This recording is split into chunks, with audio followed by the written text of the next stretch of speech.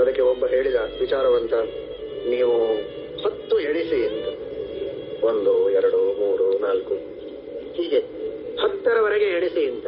ಸಿಟ್ಟು ಕಡಿಮೆ ಆಗುತ್ತೆ. 10ರವರೆಗೆ ಎಣಿಸಿದ್ರೆ ಸಿಟ್ಟು ಯಾಕೆ ಕಡಿಮೆ ಆಗುತ್ತೆ ಅಂತ ಟೈಮ್ ಸಿಗತ್ತೆ.